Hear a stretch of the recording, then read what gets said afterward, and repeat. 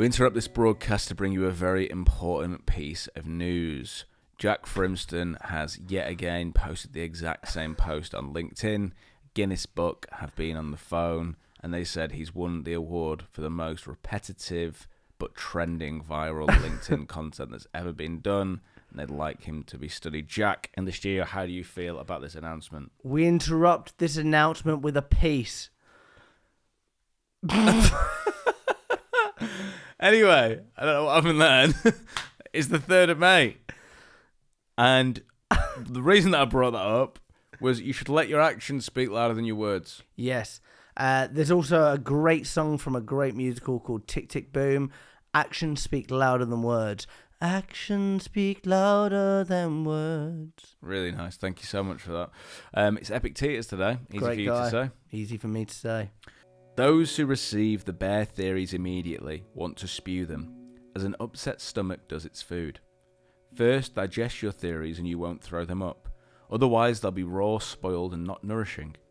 After you've digested them, show us the changes in your reasoned choices, just like the shoulders of a gymnast display their diet and training, as the crafts of the artisan show in what they've learned. Wow. That was lovely. Do you like that? Really nice. Now, for people who don't know, that just took me at least 64 takes, but I think it was important to do so. The joys of live TV. The joys of live TV.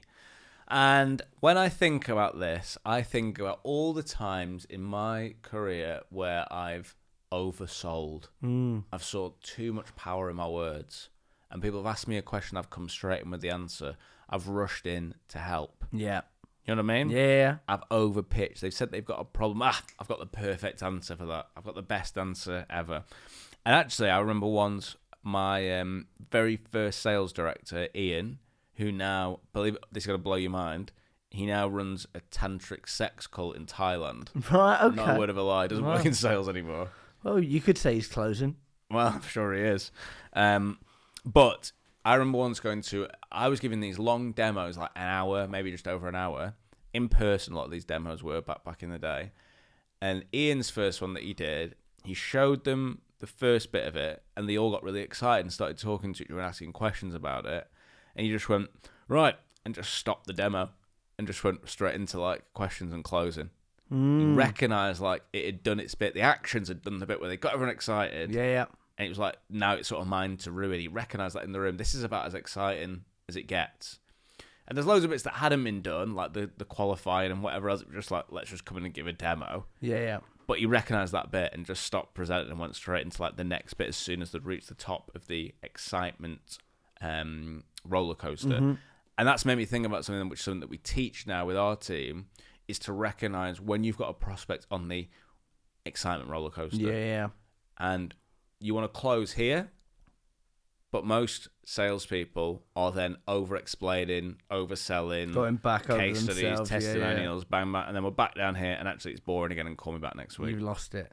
You want to get to the peak of that excitement roller coaster. How long have you been struggling with this? Have you given up? Bang, let's get it in the diary. Yeah. Overselling it kills so many deals. I remember when I worked at read.co.uk's The UK's number number one job site, and I was selling courses. And one of the courses, horses can't buy courses. The card details over the phone. It's quite hard with the hooves. Yeah. It was the Institute of Sales. Just say no. It was the Institute of Sales and Marketing. I was selling a sales course, and I remember really like giving it and explaining the benefits. He was like, I'm not sure, and I was like, think about it like this: you do this course, next year you could be a millionaire. I got in trouble, but I was trying to say, like, if you learn sales, then you can make any amount of money. But obviously, that was kind of overselling, and I think that his biases kicked in and thought, this schmuck's trying to take me for a ride. But we often say much more than is need to be said. It goes back to 2 ears, 1 mouth. Actually, be the strong silent type. Be the strong silent type. I've got a qualification from the Institute of Sales and Marketing. Wow.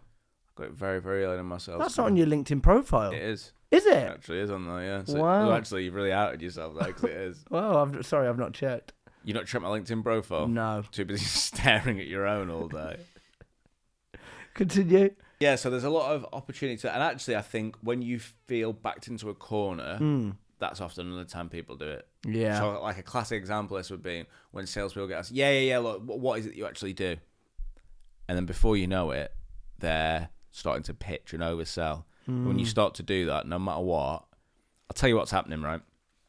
I tell you about my software product in a little 5-minute monologue about it. You don't hear the best bits. You hear all the boring, worst, most irrelevant bits because your amygdala that's wired to keep you safe is actually picking out all the bits that aren't relevant. There'll be no one out there who's ever pitched what they've done and said, we're a cloud-based CRM, and someone's gone, you're a what? Please? Get in my diary now. Why didn't you say sooner? Slap it. What they tend to say is, oh, right, yeah, just chuck me an email then, or give me a call back, or it's not relevant for us. It just doesn't work. No. It doesn't work.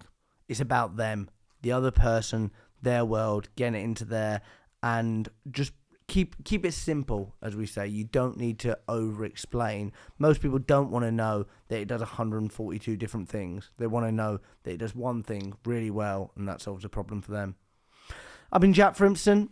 I've been Zach Thompson. Remember, you will die. Let them.